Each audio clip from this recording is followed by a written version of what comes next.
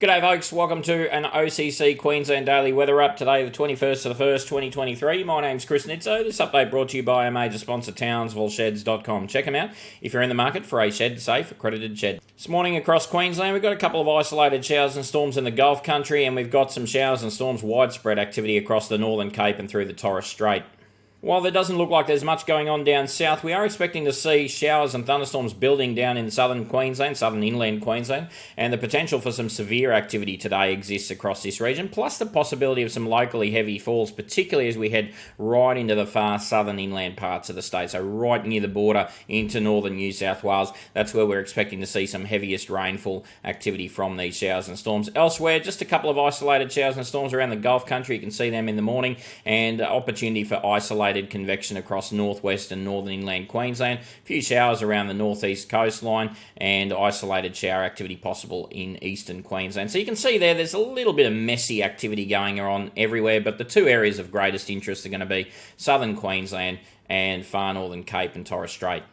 Over the next 24 to 48 hours, we're going to develop a low in the northern parts of the Gulf of Carpentaria. That low is going to shift in a general westerly direction and be located off the northeastern top-end coast tomorrow morning. We're also going to see another low-pressure region develop to the southeast of New Guinea, and that low-pressure region we also need to watch into the future. Not expecting that to come back onto the coastline, but we may see that sort of weaken out into a very weak trough and coming back to the Queensland coast as a very weak trough at the end of the week, just increasing some showers there on the coastline. Nothing too major there. But the big area of interest is going to be this low in the northern Gulf as it tracks westwards towards the NT. So if you're in the NT, that might be something you might be interested in looking at. Further, and on our subscription service at join.ozcyclonechasers.com.au, we deep dive into that low for Northern Territorians.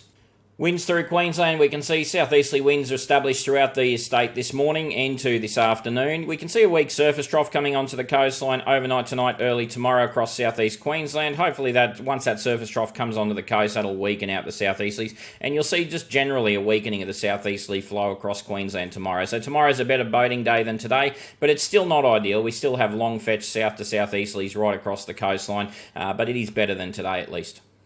So as I mentioned, this afternoon, this evening, our big area of storm activity is going to be the southern interior and potentially the central interior and northwestern interior of Queensland as well, just with much lesser intensity. The storms up here are going to be much more isolated and much weaker than they will be down in the south. So that's basically it in a nutshell, plus, of course, the opportunity for widespread showers and thunderstorms across the northern Cape York Peninsula in association with both the low and the convergence associated with the low and the potential for the monsoon to continue to operate for at least the next 24 hours across the far northern Cape. Righto, that's it from me. Have a wonderful day. Talk to you tomorrow.